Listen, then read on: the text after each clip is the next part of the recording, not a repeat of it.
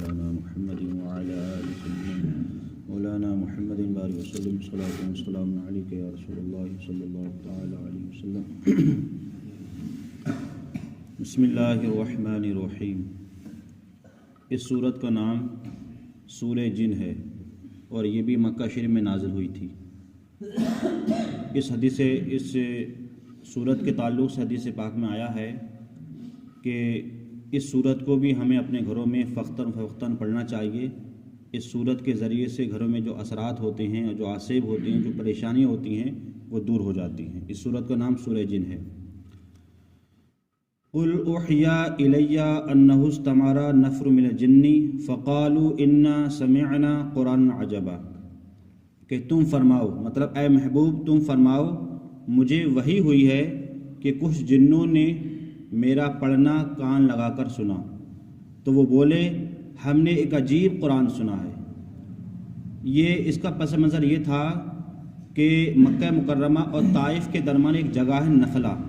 وہاں پر میرے آقا صلی اللہ علیہ وسلم نماز فجر پڑھا رہے تھے. تو نماز فجر میں آپ صلی اللہ علیہ وسلم جب قرآن پاک کچھ آیت کریمہ پڑھی تو کچھ جنوں نے یہ قرآن پاک کو سنا. جب قرآن پاک کو سنا جنوں نے تو کہا یہ تو عجیب قرآن ہے، آج تک ہم نے اس سے پہلے کوئی ایسی کلام سنا ہی نہیں ہے، اور یہ کسی بشر کا نہیں ہے، نہ کسی مخلوق کا ہے، بلکہ یہ اللہ کا کلام ہے. تو جب انہوں نے سنا تو یہ اللہ کے رسول صلی اللہ علیہ وسلم پر یہ جتنے بھی جن تھے یہ کیا لیا؟ ایمان لے آئے.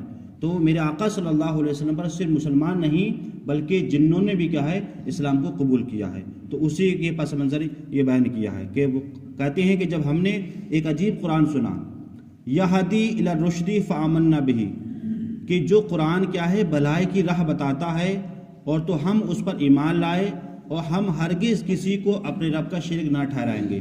مطلب پہلے تو ہم یہ جانتے تھے کہ رب کے ساتھ شریک ٹھہراتے تھے، لیکن جب سے ہم نے قرآن پاک پڑھا ہے تو ہم اب رب کے ساتھ کسی کو شریک نہیں ٹھہرائیں گے.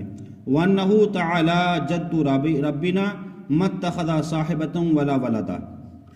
عرب کے اندر ایک عقیدہ اور بھی تھا کہ کچھ لوگ کیا کہتے تھے کہ اللہ تعالیٰ کو بیوی تسلیم کرتے تھے کہ اللہ تعالیٰ کی بیوی بھی ہے اور اللہ تعالیٰ کی اولاد بھی ہے. یہ عقیدہ بھی تھا. لیکن قرآن نے فرمایا وَأَنَّهُ تَعَالَى جَدُّ رَبِّنَا، یہ کہ ہمارے رب کی شان بہت ہی اعلیٰ ہے، نہ اس نے عورت اختیار کی ہے اور نہ ہی اس نے بچہ. مطلب یہ ہے کہ نہ اس نے بیوی اختیار کی ہے نہ ہی اس کی کوئی اولاد ہے، بلکہ وہ سب کا اللہ ہے. وہ جب سے ہے جب کچھ بھی نہیں تھا، اور وہ جب تک رہے گا جب کچھ بھی نہیں رہے گا. اس کی شان کیا ہے؟ اعلیٰ اور افضل ہے. وَأَنَّهُ كَانَ يَقُولُ سَفِيهُنَا عَلَى اللَّهِ شَطَطًا، اور یہ کہ ہمیں کا بیوقوف اللہ پر بڑھ کر بات کہتا تھا. مطلب ہمیں کی جو بیوقوف جن تھے وہ اللہ پر بڑھ کر بات کہتے تھے، اللہ کو برا بھلا کہتے تھے، بلکہ یہاں تک کہ خیال تھا وَأَنَّا ظَنَّنَا أَن لَّن تَقُولَ الْإِنسُ وَالْجِنُّ عَلَى اللَّهِ كَذِبًا، اور یہ کہ ہمیں خیال یہ تھا کہ ہرگز آدمی اور جن اللہ پر جھوٹ نہ باندھیں گے. مطلب یہ کچھ لوگ ایسے بھی تھے کہ جو اللہ پر جھوٹ باندھتے تھے، اور جو کچھ جن بھی ایسے تھے جو اللہ پر جھوٹ باندھتے تھے. جیسے کہ آج دیوبندیوں کا یہ عقیدہ ہے، ان کا عقیدہ یہ بھی ہے کہ اللہ جھوٹ بول سکتا ہے، نعوذ باللہ. مطلب وہاں بھی دیوبندی کا یہ عقیدہ ہے کہ اللہ بھی جھوٹ بول سکتا ہے. اب یہ بتائیں کہ جو دیوبندی وہاں بھی اللہ پر بہتان ترائیں تو بتائیے وہ میرے آقا صلی اللہ علیہ وسلم کے بارے میں کس طریقے سے گستاخیاں کرتے ہوں گے. وَأَنَّهُ كَانَ رِجَالٌ مِنَ الْإِنسِ يَعُوذُونَ بِرِجَالٍ مِنَ الْجِنِّ فَزَادُهُمْ رَهَقًا، اور یہ کہ آدمیوں میں سے کچھ مرد جنوں کے اور کچھ مردوں کے پناہ لیتے تھے تو اس سے اور بھی ان کا تکبر بڑھا. مطلب جن اور انسان کچھ ایسے تھے کہ جو آپس میں تکبر کرتے تھے. وَأَنَّهُمْ ظَنُّوا كَمَا ظَنَنْتُمْ أَن لَّن يَبْعَثَ اللَّهُ أَحَدًا، اور یہ کہ انہوں نے گمان کیا جیسے تمہیں گمان ہے کہ اللہ ہرگز کو رسول نہ بھیجے گا. وَأَنَّا لَمَسْنَا السَّمَاءَ فَوَجَدْنَاهَا مُلِيَةً حَرْسًا شَدِيدًا وَشُهُبًا، اور یہ کہ ہم نے آسمان کو چھوا تو اسے پایا کہ سخت پہرے اور آگ کی چنگاریوں سے بھر دیا گیا ہے. مطلب میرے آقا صلی اللہ علیہ وسلم کے دنیا میں مبعوث ہونے سے پہلے کچھ جنوں کا کام کیا تھا جو شرکت جن تھے.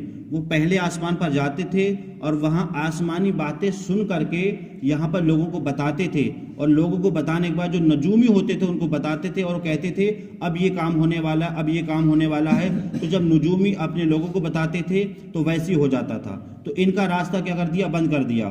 وَأَنَّا كُنَّا نَقْعُدُ مِنْهَا مَقَاعِدَ لِلسَّمْعِ فَمَن يَسْتَمِعِ الْآنَ يَجِدْ لَهُ شِهَابًا رَّصَدًا، اور یہ کہ ہم نے پہلے آسمان میں سننے کے لیے کچھ موقعوں پر بیٹھا کرتے تھے، مطلب پہلے جن جاتے تھے اور آسمان پر کچھ جگہ بیٹھا کرتے تھے، پھر اب جو کوئی سنے تو اپنی طاق میں آگ کا لوہا پائے گا۔ مطلب یہ کہ ہم نے اب وہاں میرے آقا صلی اللہ علیہ وسلم کے تشریف لانے سے کے بعد اب وہ ہم نے پہلے لگا دی ہیں، اب وہ نہ کوئی جن سے آ سکتا، نہ ہی کوئی شیطان سے آ سکتا، اب نہ کوئی وہاں کی کوئی بات، اب وہی جو میرے آقا صلی اللہ علیہ وسلم بتائیں گے وہی حقیقت میں اللہ اور اس کے رسول کی کیا ہوگی، بات ہوگی۔ اللہ تعالی ہمیں بھی اور آپ کو قرآن پاک سمجھنے کی، اس پر عمل کرنے کی توفیق عطا فرمائے۔ اللہم صلی علی سیدنا مولانا محمد وعلی